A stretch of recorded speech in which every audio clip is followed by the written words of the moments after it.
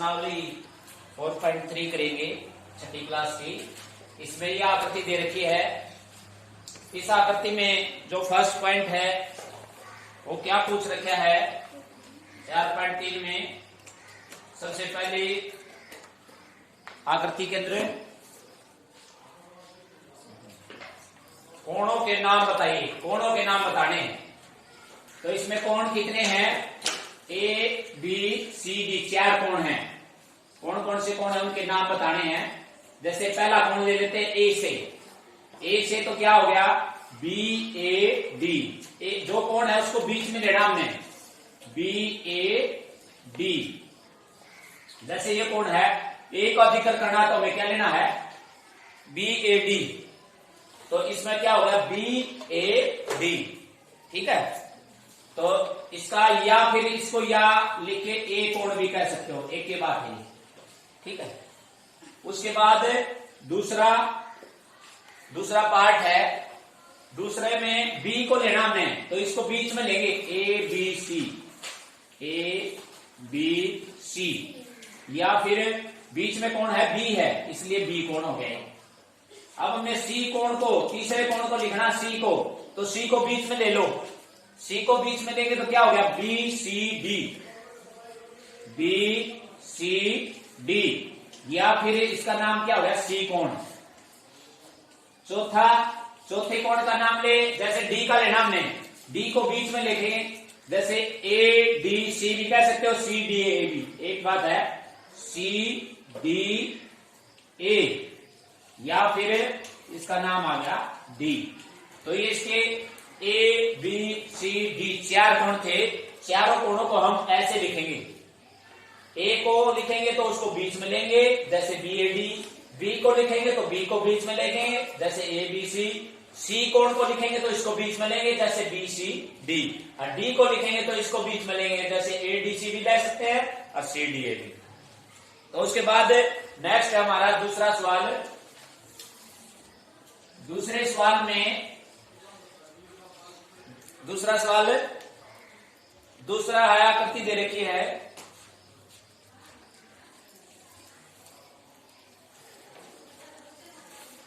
बीच में यहां एफ बिंदु है, ई बिंदु है, बी बिंदु है, यहां डी बिंदु है, यहां ओ है और यहां सी दे रखा है, सी। और इसके यहां ए दे रखा है। अब पहले पॉइंट का मैं आंसर देना है ए का। ए में क्या कहता है? ए में कहता है डी ओ ई के अभ्यंतर में स्थित है। कौन? डी ओ ई के अभ्यंतर, अभ्यंतर मतलब अंदर, अभ्यंतर स्थित है।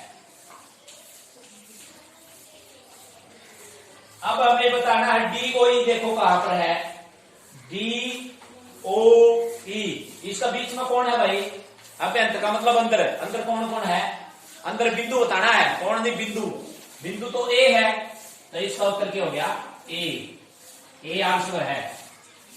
दूसरा बी भाग में क्या कहा है? ई ओ एफ के बहिर्भाग में, ई ओ एफ के बहिर्भाग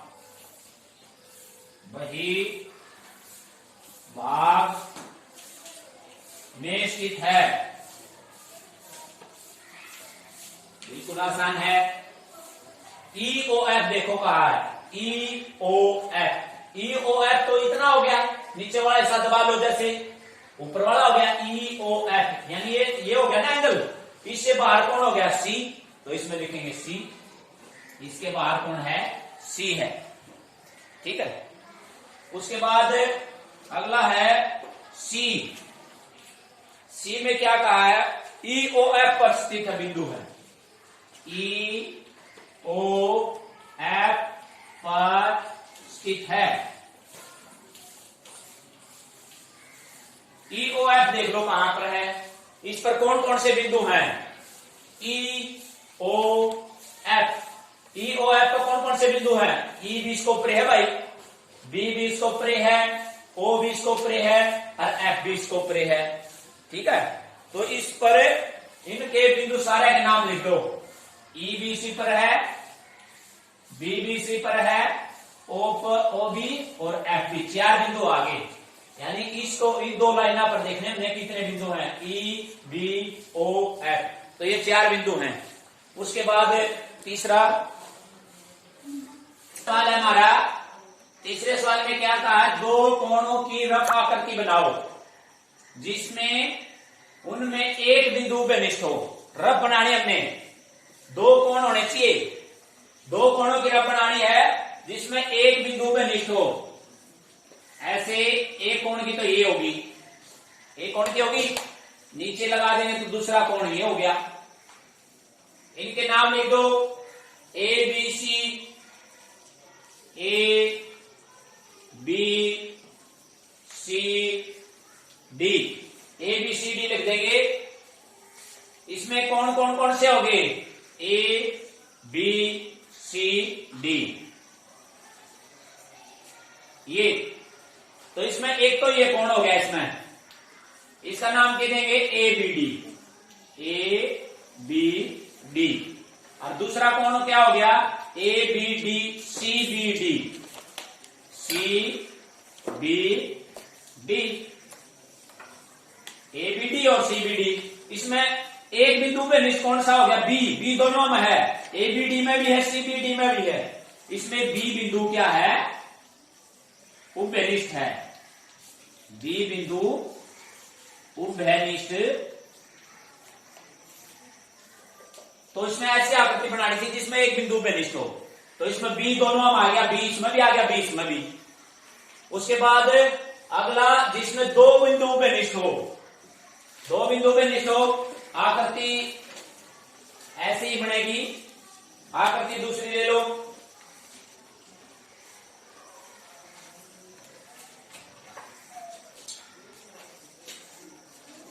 इस प्रकार बना लो। अब यहां बिंदु ले लो, जैसे ए बी, बिंदु सी, बिंदु D, A B C D. और इसमें क्या हो गया, जैसे ए बी डी, और दूसरा क्या हो गया, कौन दूसरा, सी बी डी। 2 कोण तो वही है, 2 कोण बताए थे इसमें, जैसे इसमें 2 कोण थे, 2 कोण इसमें है, इनमें कौन से 2 बिंदु पे निष्ठ हो गए। इसमें ए दोनों में जिक्र है, ए बी डी, ठीक है, सी बी डी, तो बी भी दोनों में आया है, डी भी दोनों में आया है, ठीक है। तो इसमें कौन है, बी व डी बिंदु उभयनिष्ठ हैं, 2 बिंदु पे निष्ठ हो गए इसमें।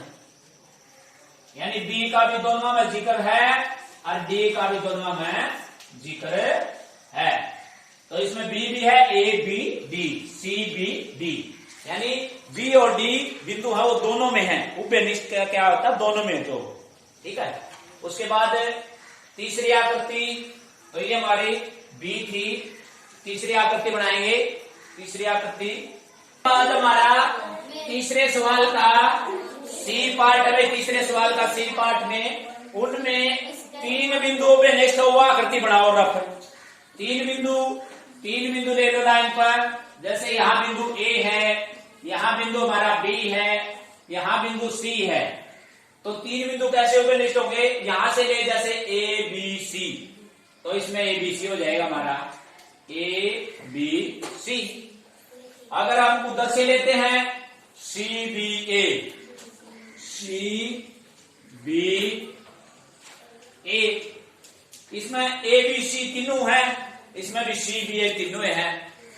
तो क्या हो गया इसमें, यानी ए बी और सी 3 बिंदु उभयनिष्ठ हैं, तीनों बिंदु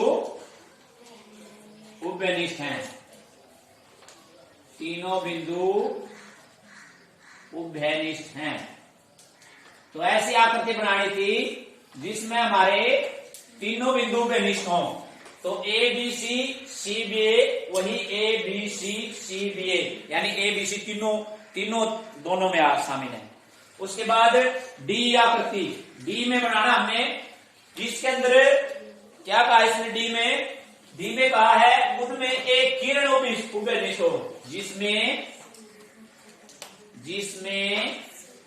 एक किरण उभयनिष्ठ हो, ऐसी आकृति बनाओ जिसमें एक किरण उभयनिष्ठ हो। किरण के लिए जैसे हमने दो कोणों की बनानी है, ये होगी दो कोणों की, ठीक है।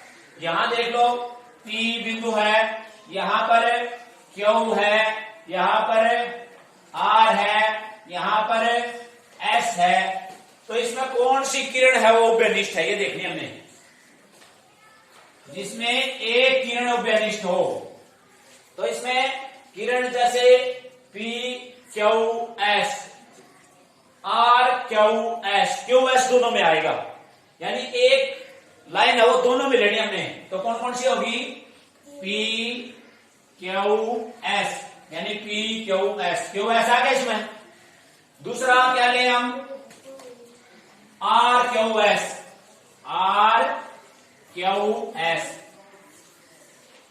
P Q S आ गया इसमें, R Q S किरण दोनों में है, तो इसमें क्या लिखेंगे, QS किरण दोनों में उभयनिष्ठ है, दोनों में उभयनिष्ठ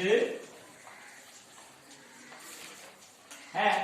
तो इसने यही बताना था कोई किरण उभयनिष्ठ होना चाहिए, तो PQS में भी QS है, RQS में भी QS है। तो ये आपकी एक्सरसाइज कंप्लीट होगी।